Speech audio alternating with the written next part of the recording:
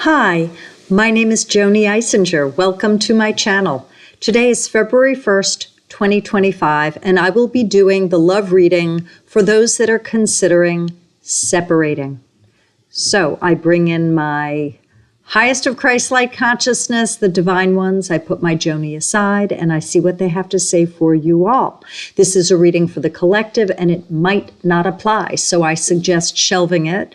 If it doesn't apply, you really don't think it has anything to do with your situation, you can trash it. It's fine. And also, there are no timestamps to this video. Therefore, what I bring in might occur at a later date. So look at this with adventure and curiosity.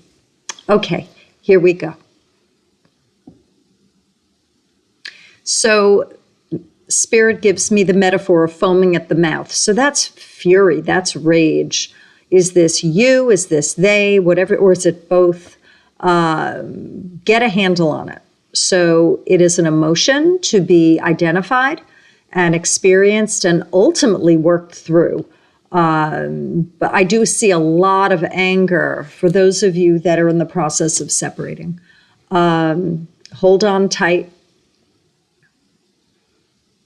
Hold on tight. Support yourself. Say good things to yourself. Remind yourself that you're okay. If you need a grounding stone, boy, I'm feeling hot. It's very interesting that when I started doing this reading for those that are separating, I started getting really warm. There are no coincidences whatsoever. So that rage, that fury, I must be picking that up in terms of clairsentience or divine feeling. Wow, big stuff. A lot of heat. Grounding stones, smoky quartz, tourmaline, hematite, shungite, jet, onyx, granite. Those are some of the go-tos that people use for keeping themselves more grounded and steady.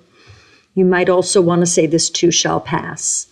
In time, you will be in the flow, but for right now, it feels, I get the word seething. There's a lot of turbulence right now. So it seems that in February, there's a lot of this going on. I want to see about the others that are not going through it to this extent. Sure. So there are some that are floating with this. They're going with it. They're coasting. In a way, it's a little bit surreal. There's a floaty distance like out there. So for both of you, for the ones that are extremely upset, for the ones that are distant and floaty and in surrealism, find a way to come back to center and stay grounded.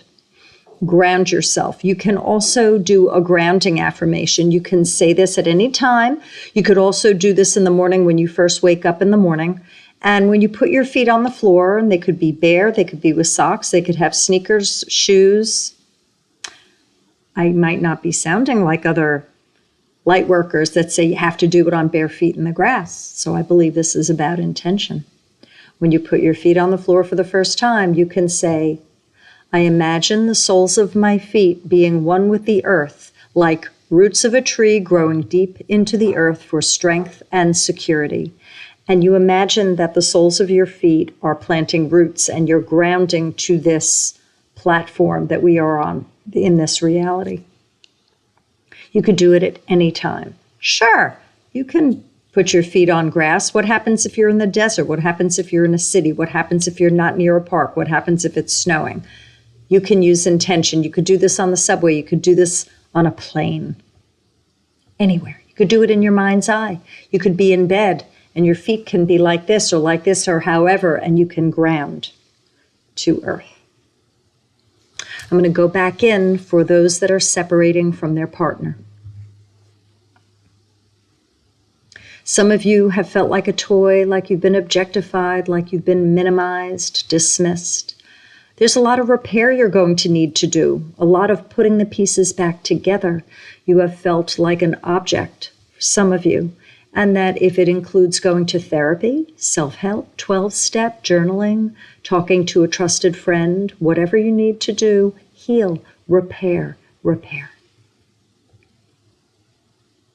And I also get all in due time, so step by step, piece by piece.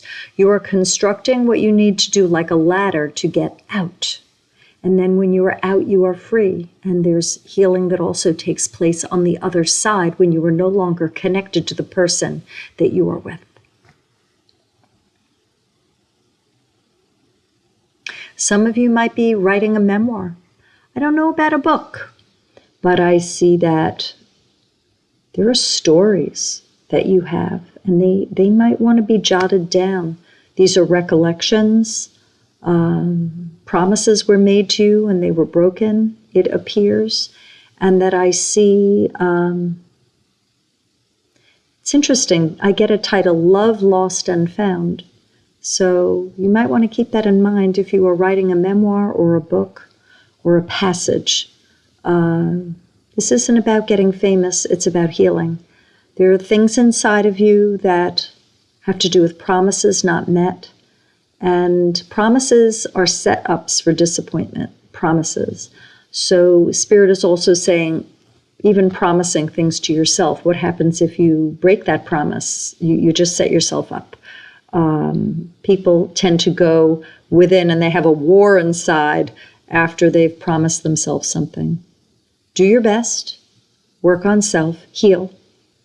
And if there is suffering, keep that in mind that that's human if you're going through a separation, and work through. And there's no magic bullet, and there's no timetable for healing. It unfolds, and allow. Don't bury your head. Feel, cry, spout, talk, write, and the messages will come through, and you will find yourself exactly where you are to be next. Spirit holds your hand. You are not alone. You are being guided.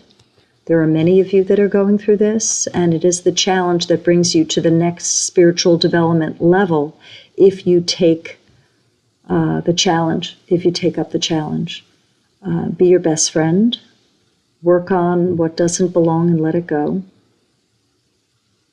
And if there is discontent and ire, heal. Heal thyself. I'm with you in spirit, and I support you step by step, day by day, moment by moment, and it gets better. Take care, y'all.